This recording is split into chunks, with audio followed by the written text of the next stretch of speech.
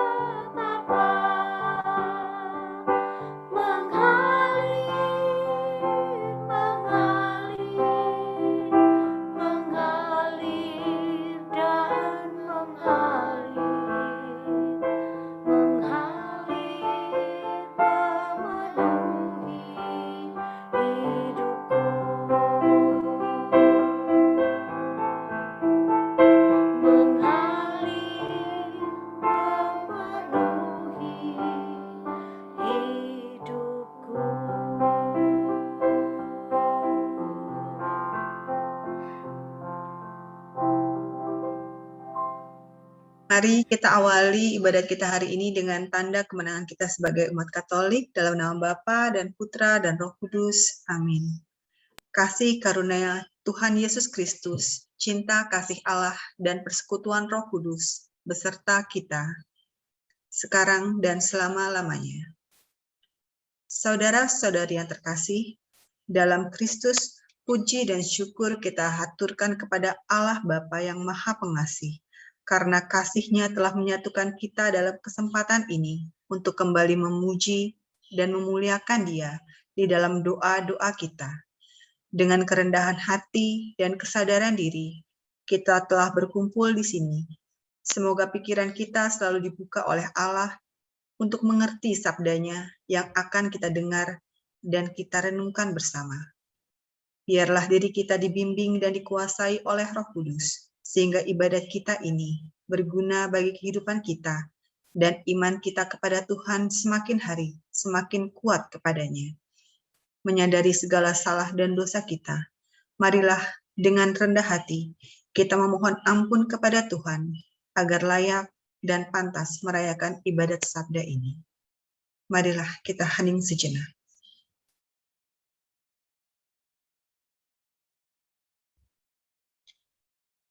Saudara-saudari yang dikasihi Tuhan, setelah kita menyadari akan kehadiran Tuhan di tengah-tengah kita, marilah kita dari hati yang penuh syukur kepada Tuhan mengakui segala dosa dan memohon ampun kepada Bapa yang Maha Rahim, agar kita tetap menjadi putra-putri Bapa yang berkenan di hatinya dan layak mengikuti ibadat ini. Saya mengaku kepada Allah yang Maha Kuasa dan kepada saudara sekalian bahwa saya telah berdosa dengan pikiran dan perkataan, dengan perbuatan dan kelalaian. Saya berdosa, saya sungguh berdosa. Oleh sebab itu, saya mohon kepada Santa Perawan Maria, kepada para malaikat dan orang kudus, dan kepada saudara sekalian, supaya mendoakan saya pada Allah Tuhan kita. Amin. Semoga Allah yang Maha Kuasa dan Maha Rahim mengasihi kita, mengampuni dosa-dosa kita, dan menghantar kita ke hidup yang kekal. Amin. Marilah kita berdoa. Tuhan Allah Bapa yang Maha Baik, kami bersyukur atas penyelenggaraan kasih-Mu dalam hidup kami, terutama dalam kehidupan keluarga komunitas Katolik Indonesia di Qatar. Engkau telah merahmati kami semua dengan berkat anugerah-Mu, sehingga kami selalu dalam keadaan sehat dan bahagia.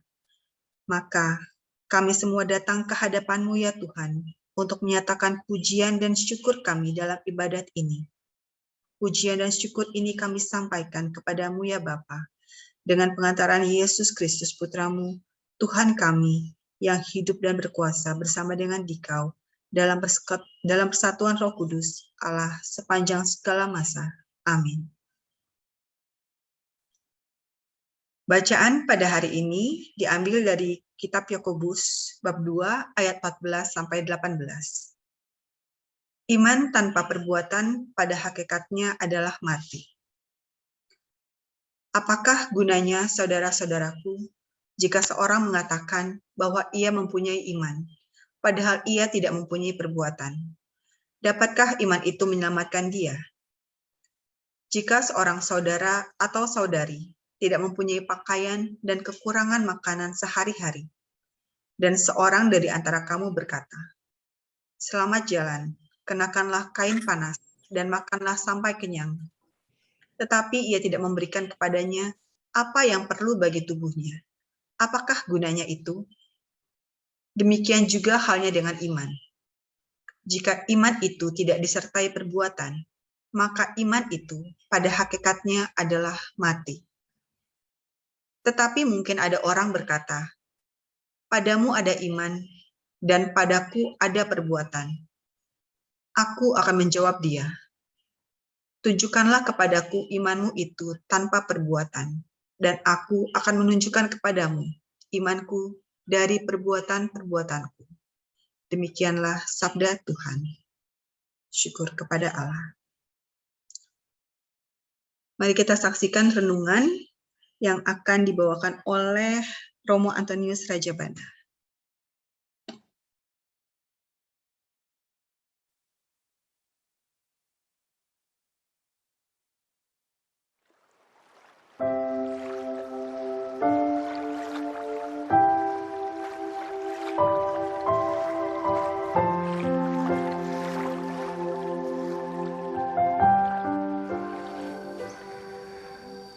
Saudara-saudari terkasih, masih ada begitu banyak pertanyaan tentang keselamatan yang disebabkan oleh iman atau oleh perbuatan. Karena itu saya akan membuat renungan hari ini tentang iman dan perbuatan. Pada prinsipnya, kita semua diselamatkan oleh iman. Kita sepakat tentang hal itu, bukan oleh perbuatan, jelas. Karena perbuatan kita tidak bisa menyelamatkan kita. Kalau perbuatan kita menyelamatkan kita, maka kita tidak membutuhkan Tuhan. Nah, kita bisa menyelamatkan sendiri dengan berbuat baik, berbuat baik, berbuat baik. Berarti kita tidak perlu Tuhan untuk menyelamatkan kita. Yang kedua, pada dasarnya perbuatan-perbuatan kita itu tidak cukup untuk menyelamatkan kita. Kalau kita jujur, coba ditimbang-timbang, apakah saya berbuat baik dengan berbuat tidak baiknya lebih banyak buat baiknya? Dan apakah buat baiknya itu cukup untuk menyelamatkan saya, menebus dosa-dosa saya? Biasanya tidak cukup. Kalau kita yakin bahwa kita cukup, itu malah sombong. Jadi artinya kita tidak bisa menyelamatkan diri sendiri. Kalau kita merasa bahwa kita cukup untuk menyelamatkan diri dengan perbuatan baik, kita sombong. Tapi kalau tidak, ya memang berarti kita tidak cukup. Berarti sebetulnya tindakan tidak bisa menyelamatkan kita. Karena itu, kita diselamatkan oleh iman, bukan oleh perbuatan.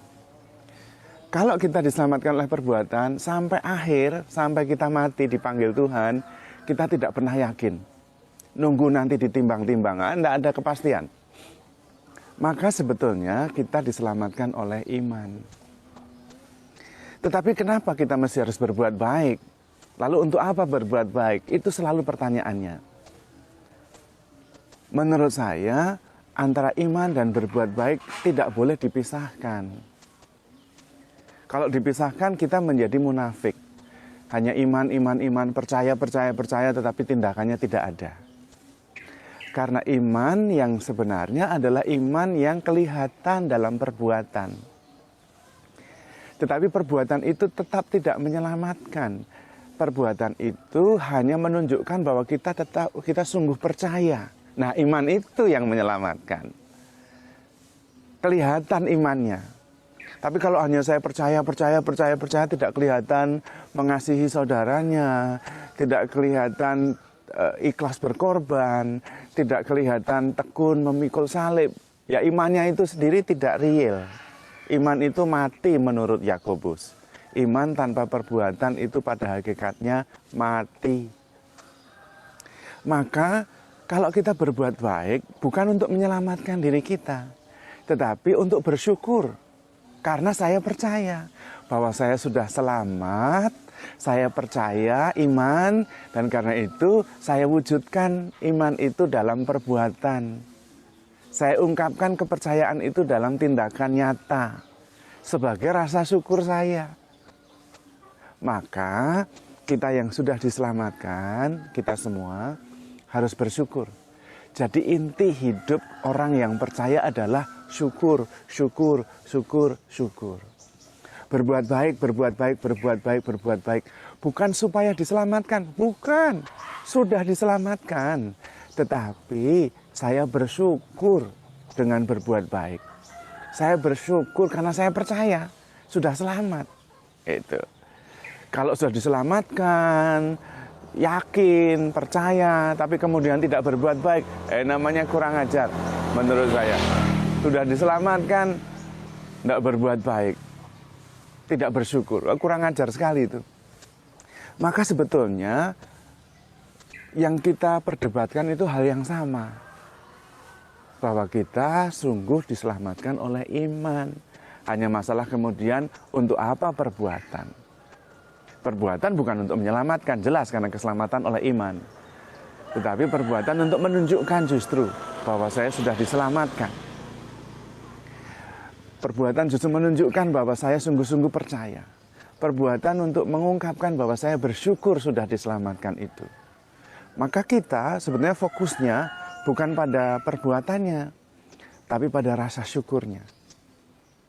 Rasa syukur sudah diselamatkan, rasa syukur sudah dikasihi oleh Allah, rasa syukur bahwa ada kepastian akan keselamatan itu. Dan karena itu saya ungkapkan dengan perbuatan-perbuatan. Nuansanya berbeda sekali, Meskipun bentuknya sama-sama berbuat baik. Kalau berbuat baik karena rasa syukur, maka suasananya adalah, nuansanya adalah sukacita, syukur, kepastian, kegembiraan. Tapi kalau berbuat baik supaya diselamatkan,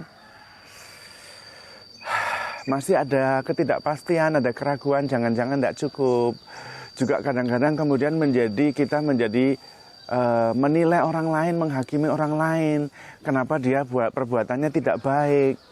Nanti kalau tidak diselamatkan bagaimana? Itu urusan dia sebetulnya. Tapi kalau kita menyelamatkan atau selamat karena perbuatan baik kita kemudian bisa menjadi orang yang merasa diri lebih baik, sombong, lalu menilai, menghakimi orang lain sebagai tidak cukup.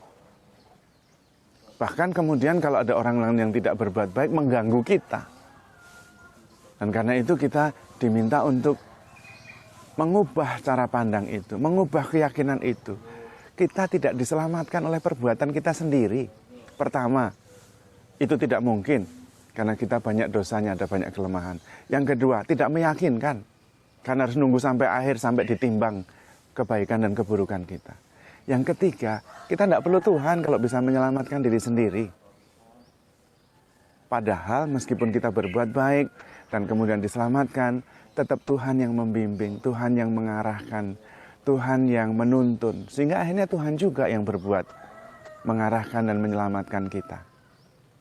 Maka intinya sama, kita diselamatkan oleh Tuhan, dan karena itu kita bersyukur, kita ungkapkan iman kita dengan perbuatan-perbuatan baik. Maka yang paling utama fokus pada rasa syukur sebagai ungkapan iman bahwa sudah diselamatkan. Maka dalam keadaan apapun, bersyukur karena sudah diselamatkan. Suka dan duka, baik dan buruk itu tidak membuat kita tidak diselamatkan. Kita diselamatkan bukan karena kita baik. Kita diselamatkan karena Tuhan mencintai kita. Kita diselamatkan karena Tuhan ingin selalu bersama kita. Dan karena itu kita terus-menerus diselamatkan. Bukan karena jasa-jasa kita, tetapi karena pengorbanan Tuhan yang menyerahkan diri menjadi tebusan bagi seluruh dosa kita. Tuhan memberkati.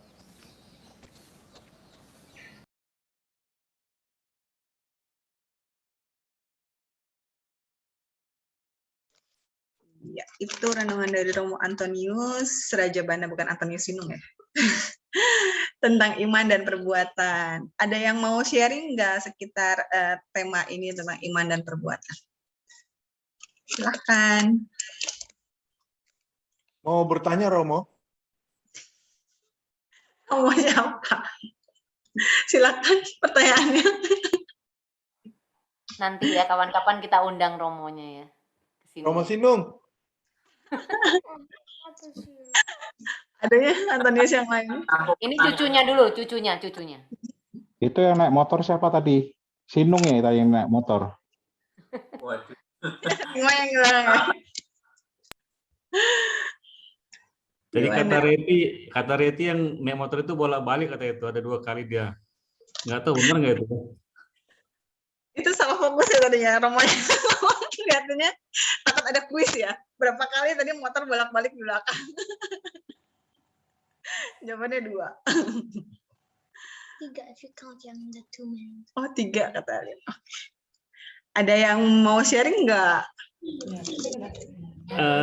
Sebenarnya nggak sharing sih, cuma kadang-kadang kita apa yang kita imanin itu kadang-kadang memang benar ya, kadang kita nggak bisa implementasikan dalam perbuatan gitu, kadang nggak sadar gitu apa yang kita misalnya yakinin atau mungkin kita percaya gini yang seperti gini yang baik itu kita ingat hari ini, tapi pada saat besok itu kita melakukan yang berlawanan dengan hal itu pada orang lain seperti gitu sih. Jadi ya kadang nggak konsisten. Itu benar kata Romo itu. Menurut saya sih benar. Oke. Setuju Pak, setuju. Masih belajar ya, semuanya namanya proses. Ya karena roh itu penurut tapi kan daging lemah gitu. Ya jadi wajarlah kita begitu. Jadi kalau ya, jadi kalau misalkan besok kita lihat Parimbun begini ya. Berarti Biasa, lagi itunya ya. Keinginan dagingnya berarti waktu itu ya. Iya. Nah, ini tinggal dagingnya tergantung Om Willy nih, daging apa dulu gitu. Daging apa Om? Kalau yang saya lihat dari ini tadi bahwa kita keseharian kita untuk istilahnya untuk bisa diselamatkan itu tidak cukup hanya untuk berbuat baik saja. Jadi misalnya, oh saya kan udah berbuat baik, saya sudah berzakat, saya sudah menolong orang, saya sudah membantu orang. Tapi itu menurut Romo ini tadi itu tidak cukup karena harus disertai juga dengan iman gitu. Mesti dua-duanya ya. Dan lebih ke ini sih ya semuanya memang blessed dari Tuhan ya. Mau kita berbuat seperti apa, iman kita, perbuatan kita, just do aja gitu. Selebihnya keselamatan itu memang udah gift dan blessed dari Tuhan, ya nggak sih? Siapalah kita gitu intinya ya. Siap, Suster. Alhamdulillah. Ya saya setuju sih sama Romonya. Romonya keren gitu, maksudnya dia bikin simple tapi maksudnya simple language gitu tapi kena gitu loh kalau saya lihat. Jadi saya lihat memang iman dan perbuatan itu memang nggak bisa dipisahkan. Setuju banget sama Romonya. Kenapa? Karena misalnya kita ngomong kita syahadat gitu kan, aku percayakan Allah gitu, tapi perbuatan kita tuh nggak percaya gitu. Maksudnya gimana ya? Kalau saya lihat percaya tuh kayak sesuatu yang kita nggak lihat tapi kita yakin banget. Nah itu kan susah banget kan. Kayak misalnya katakan seperti Abraham lah. Tuhan ngomong ke dia, ini sembelih anakmu gitu kan. Nah kalau kita mana percaya gitu kan, kita mau benar-benar sembelih terus akan sembelih anak kita nggak akan lakukan itu. Kalau Abraham melakukan itu gitu, karena dia percaya benar-benar Tuhan gitu. Nah itu maksudnya percaya seperti itu yang dia yang istilahnya menyelamatkan kalau saya bilang. Gitu sih. gitu aja. Setuju Om Willy. Setuju. Jadi nggak bisa dipisahkan. Jadi misalkan nih kayak seorang gembala dia akan bilang bahwa aku mengasihi domba-dombanya gitu kan. Tapi apalah itu gitu kalau tidak diwujudkan dengan perbuatan. Nah, seperti saya mau sharing sedikit gembala kita nih ya gitu. Gembala kita Om Willy gitu kan. Dia menyatakan bahwa dia mengasihi KKI gitu kan, mengasihi teman-teman KKI semua gitu kan. Nah, diwujudkan dengan perbuatan, kirim bacang sampai ke Mesaid. Nah, itu baru top gandos. Gitu Om Willy. Ini show off namanya, bukan show off, itu bukan perbuatan. Modus. Kode keras. Bagi yang belum dapat giliranmu akan tiba. Akan indah pada waktunya. Kejauhan Mesaid. Itu mama aja. Gelombang. Yang dapat bacang Nabi dapat pulsa nanti.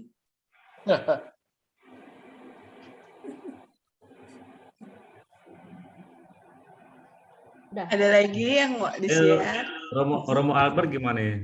Saya mau nanya dulu sama teman-teman atau Romo Albert ya. Jadi gini ya, kayak saya sendiri tuh sebenarnya saya kepingin selalu berbuat baik gitu ya. Tetapi saya tuh merasa seperti yang dikatakan iman tanpa perbuatan adalah sama sekali mati gitu. Tapi saya dalam perbuatan saya berusaha untuk berbuat baik, tetapi saya merasa iman saya itu sebenarnya kosong sebenarnya. Walau saya rajin gereja, tapi saya nggak pernah baca kitab suci. Jadi seperti apa sih sebenarnya parameter yang dikatakan kita itu beriman gitu?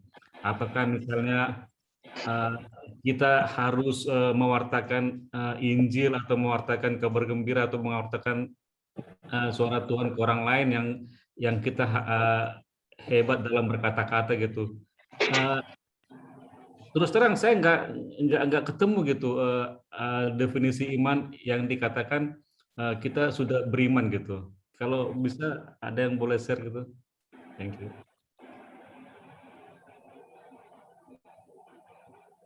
Bisa next discussion, tapi kalau saya Pak Ribun biasanya kalau kita mendalamin benar-benar doa Bapa Kami aja. Karena kita pernah retreat waktu itu ya, dari doa Bapa Kami. Kalau kita satu-satu, Bapa Kami yang ada di surga, kalau dilihat kalimat per kalimat dari doa Bapa Kami itu sebenarnya itu bisa masuk ke mengungkapkan iman kita. Jadi tanpa harus lihat kemana-mana lagi, yang paling simpel dari doa Bapa Kami itu kita baca kalimat per kalimat, kemudian diperdalam setiap kalimat itu. Sebenarnya itu bisa jadi salah satu membantu kita iman bagaimana sih yang kita mau kan. Bapa Kami yang ada di surga, dimuliakanlah namamu, datanglah kerajaanmu, jadilah kehendakmu di atas bumi seperti di dalam surga. Jadi kalau kalimat pertama itulah iman yang kita harapkan dari kita semua. Kira-kira seperti itu. Memang susah.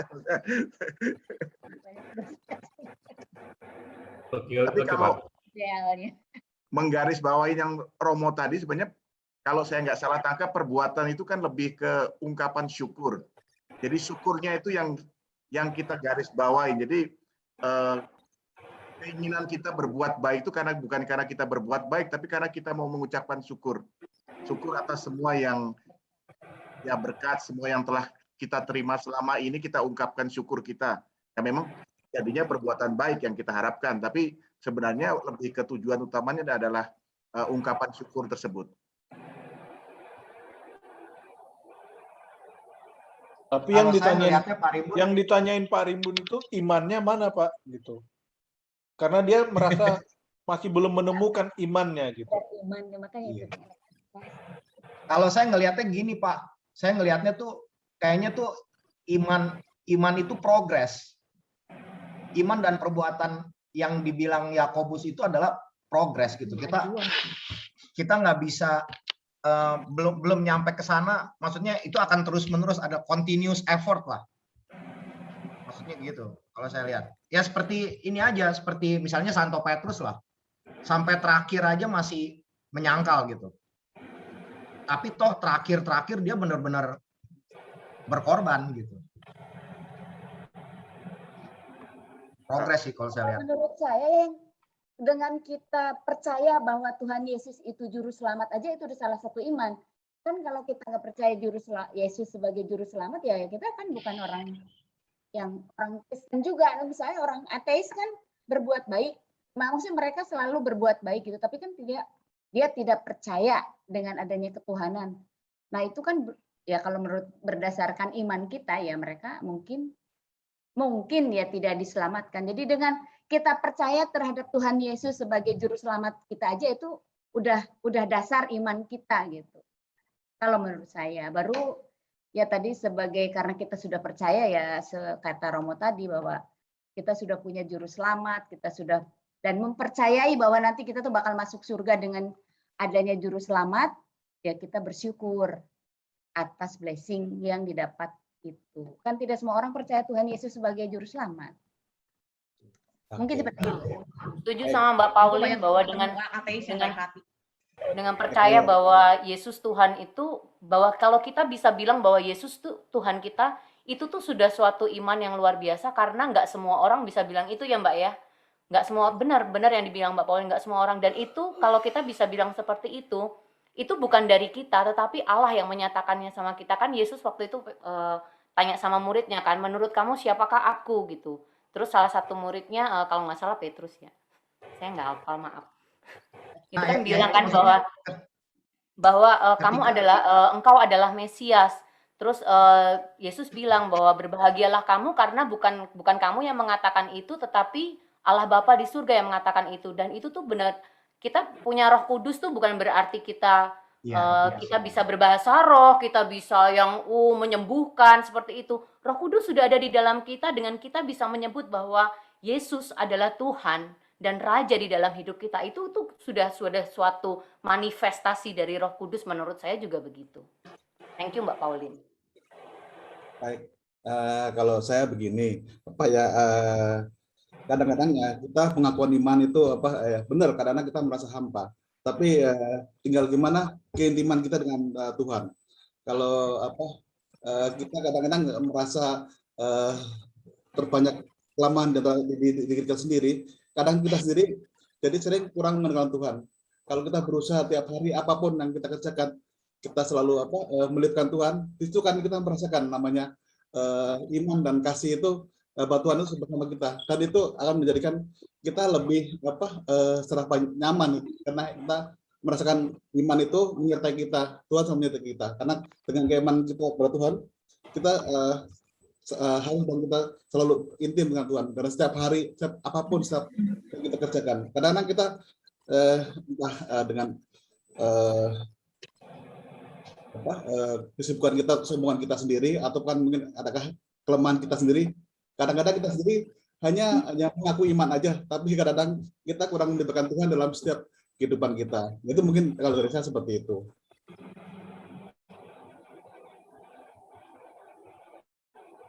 Ya, saya mau nyambung yang Mbak Pauline ngomong mengenai ateis ya. Maksud saya gini, orang ateis mungkin memang baik gitu, tapi saya lihat mungkin pada satu titik mereka nggak akan bisa terus, karena untuk menjadi sempurna gitu, maksudnya melakukan perbuatan baik itu susah. Nah, kalau kita punya Tuhan Yesus kan, yang telah mengaruniakan Roh Kudus ke kita. Nah, kita nggak akan, istilahnya nggak ada matinya gitu kita. Istilahnya kita nggak akan nyampe satu titik di mana kita desperate kalau kita beriman. Ya, kita jatuh, kita akan bangkit lagi gitu. Kalau ateis, mereka nggak ada iman ini. Nah, itu kekurangannya saya lihat. Mereka akan desperate di satu titik dan mereka nggak punya siapa-siapa untuk bersandar. Ini seperti itu. Kalau saya ngelihatnya di situ. Ya, tidak punya harapan seseorang kalau kita jatuh tuh bisa yang membangkitkan kembali. Kelihatannya gitu ya. Benar, betul. Karena makanya Paulus ngomong gini, iman, pengharapan, dan kasih. Dan yang paling penting adalah kasih. Kita ada iman, dan habis itu pengharapan, dan habis itu kasih. Ateis nggak punya itu. Contoh dong, contoh konkret kan? Hah? Contoh konkret. Lu kan pernah ngomong sama orang ateis.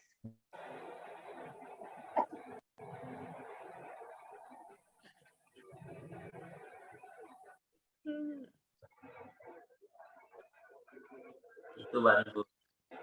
Setuju. Terima kasih sharingnya semuanya, diskusinya juga. Ada lagi? Saya buat jadi reminder juga ya untuk sehari-hari dari perbuatan-perbuatan sehari-hari untuk terus mengandalkan Tuhan dan bersyukur ya intinya ya. Karena udah mendapatkan blessings yang luar biasa dari Tuhan. Oke. Tidak ada lagi. Kalau sudah tidak ada kita lanjutkan ya.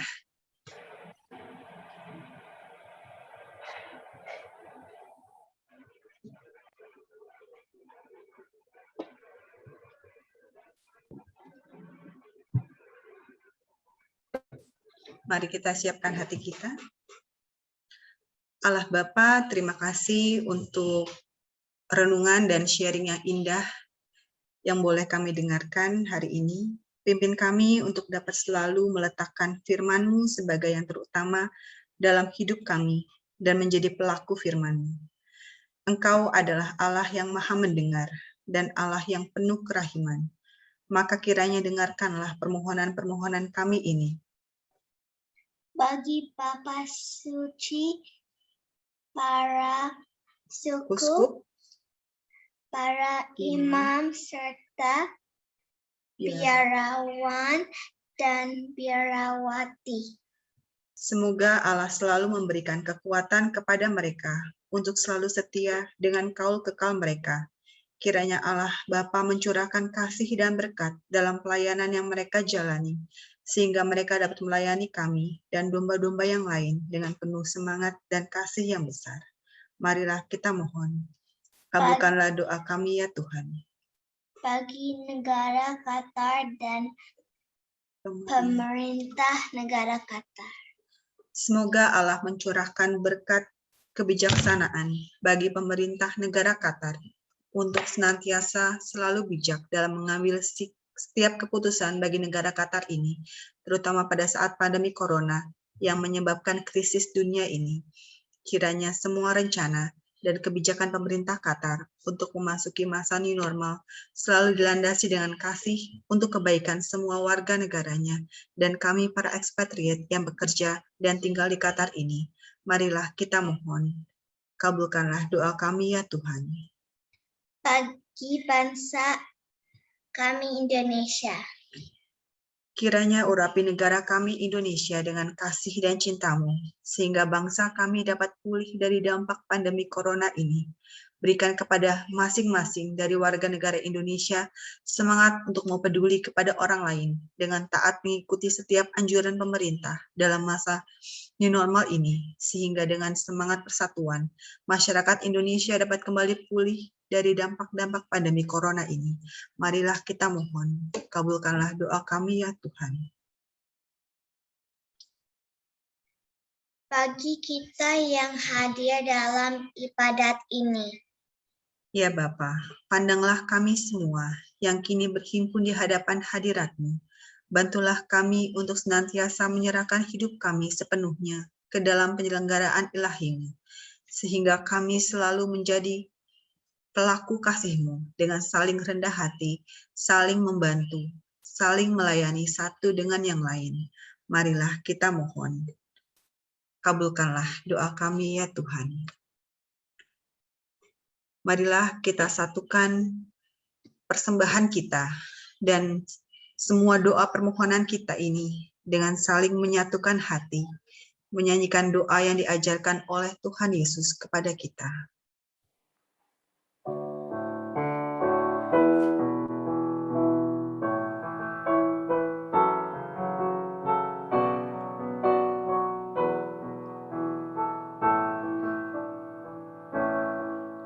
Bapa kami yang ada di surga,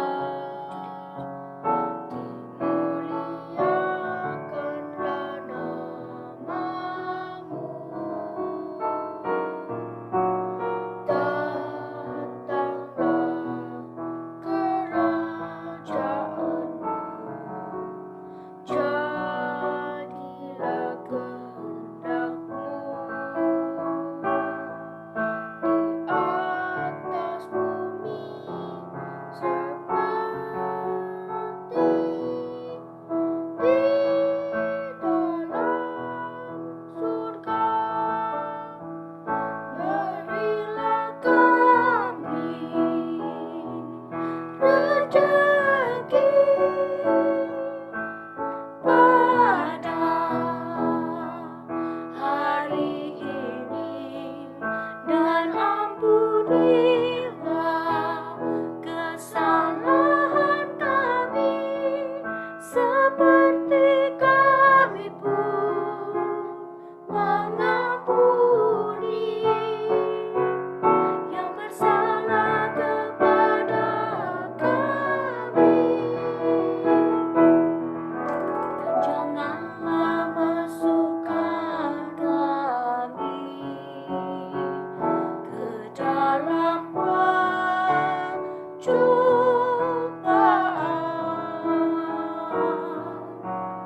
tetapi bebaskanlah kami dari yang jahat.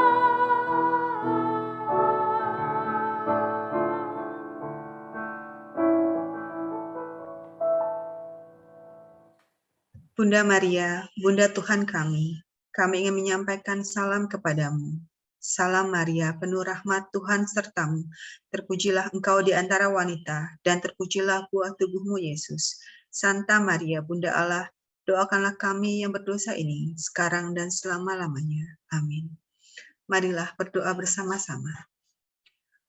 Tuhan Allah Bapa dalam surga, Bapa yang maha murah dan penuh cinta, kami bersyukur kepadamu atas kebersamaan iman yang telah kami alami dalam ibadat ini. Berkatilah agar kami senantiasa memelihara iman kami kepadamu dan mewujudkannya dalam perbuatan kami sehari-hari, dalam kehidupan keluarga, gereja, dan dalam masyarakat, agar dengan itu nama-Mu dipuji dan dimuliakan selalu. Kami juga mau berdoa untuk Pak Tri dan Ibu Justina yang berulang tahun pernikahan pada hari ini, kiranya berkat-Mu senantiasa tercurah dalam kehidupan keluarga mereka dan juga anak-anak mereka. Kami juga mau berdoa untuk Hillary yang kemarin sudah menerima komuni pertama, juga untuk anak-anak kami lainnya yang akan melaksanakan menerima komuni pertama Kamis mendatang, Alin, Aryaka, Colin, Sardo, Kela, dan anak-anak yang lain, kiranya Tuhan memberikan berkat kepada mereka, memberikan iman kepadamu, agar anak-anak ini Tuhan pelihara dalam kehidupan mereka hari ini dan sampai selama-lamanya. Juga kami berdoa untuk anak-anak yang telah menerima sakramen Krisma kemarin, Ryan, Keiko, Arela, dan Caitlin. Kiranya Engkau memberikan iman yang kuat kepada mereka, agar menjadi pedoman dalam hidup mereka dan pegangan pada saat mereka terjatuh maupun berhasil. Kiranya Engkau selalu menopang mereka. Juga berdoa bagi keluarga KKI yang berulang tahun di bulan September ini, kiranya berkat-Mu senantiasa hadir di tengah-tengah mereka dan keluarga mereka. Terima kasih Tuhan atas ibadah sabda hari ini. Terima kasih atas kami yang berkumpul di sini. Berkatilah hari ini dan hari-hari kami berikutnya. Demi Kristus Tuhan dan Juru Selamat kami telah berdoa dan mengucap syukur. Amin. Tuhan beserta kita, sekarang dan selama-lamanya. Semoga keluarga ini, semua yang telah kita doakan, dan kita sekalian, hidup dan karya kita senantiasa dibimbing, dilindungi, dan diberkati oleh Allah yang Maha Kasih. Dalam nama Bapa dan Putra dan Roh Kudus. Amin. Saudara-saudari terkasih, dengan ini ibadat syukur kita sudah selesai. Syukur kepada Allah. Mari kita nyanyikan lagu penutup, Jadilah Saksi Kristus.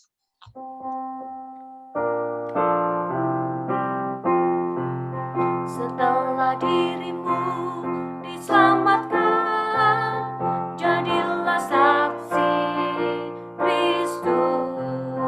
Cahaya hatimu jadi terang, jadilah saksi Kristus. Tujuan hidupmu jadi nyata, jadilah saksi Kristus. Setelah dirimu kau tinggalkan, jadilah saksi Kristus. Kehidupan baru kau dapatkan, jadilah saksi Kristus. Api cinta Kristus kau kobarkan, jadilah saksi Kristus. Jadilah saksi Kristus.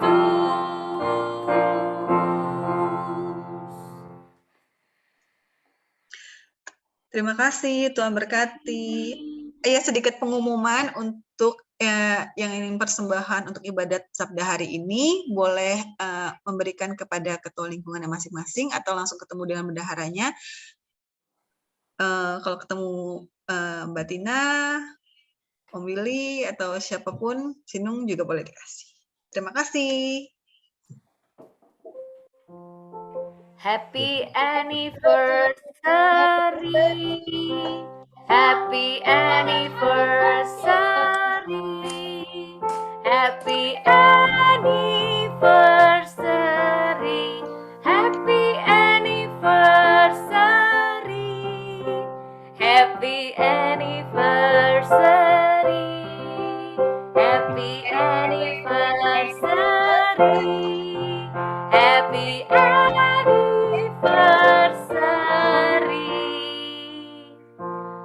Mas Tri dan Mbak Tina.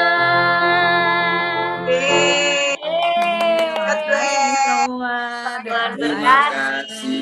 Terima kasih dua-duanya. Sama-sama. Halo Nia. Oh iya, foto dulu. Foto dulu. Yuk buka yuk videonya yuk, foto. Tolong fokusnya. Videonya. Tolong fokusnya Nia sama suaminya dong. Fokusnya ke mereka, fokusnya. Mana ya? Makan. Hah? Makan. Salam ya, Ni. Oke. Oh, ini yang paling semangat ini. Elsa mukanya cuma separuh. Elsa. Ya. Ya, 1, 2, 3, cheese. Dah. Yang paling Anton pemandangan. Mana ya KKI? Mana Pak Jonathan ini? Om Jo udah keluar ya? Oh, telat. Oh, mau lagi? Ayo. Siapa Om Jo? Mana Om Jo? Om Anton tuh dong videonya mantan. Om Jo mana sih? Nggak ada. Cuma ada keluar. Belum ya? Udah naik motor. Oh, udah naik motor dia ya udah. Udah Satu lagi. Satu lagi pose 1, 2, 3 Caranya. Oh. Gini dong, Pak Ribu sama Mbak Reti gini, satu ke sini, satu ke sini gitu. Lagi baca Lina ya, ada persering.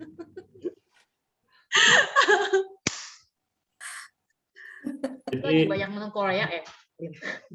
Lagi nonton baru. Oh, Jadi gimana kesan-kesannya Mas Tri, kesan-kesannya selama 21 tahun gimana Mas Tri? Oh, luar biasa. Oh, kayak capek begitu. Luar biasa. Kok takut tuh memikul salib ya Mas ya? Memikul salib. Terus Mbak Tina gimana kesan-kesannya sama Mas Tri selama 21 tahun? Mas Tri udah anniversary berapa kali di Doha, Mas Tri? Biasa di luar katanya. Berapa tahun Mbak Tina? 21. Alhamdulillah 21 tahun. 1 tahun, mantap. Kurang 4 tahun lagi silver, kita ngerayain di mana? Di Barwa City. Jangan bilang di Lulu ya. Berarti dulu Mbak Tina masih muda gitu langsung dilarikan sama Mas Tri ya? Iya, diculik. Sangar Mas Tri nih. Sangat. Kalau Mbak Reti dulu nggak dirarikan ya Pak? Dia datang sendiri. Gebuk aja tuh Mbak Reti. Yes. Udah bikin doa makannya Mbak. Kak, camping ke itu dong yuk. Ngedun yuk. Nah. Ngedun. Ngedun.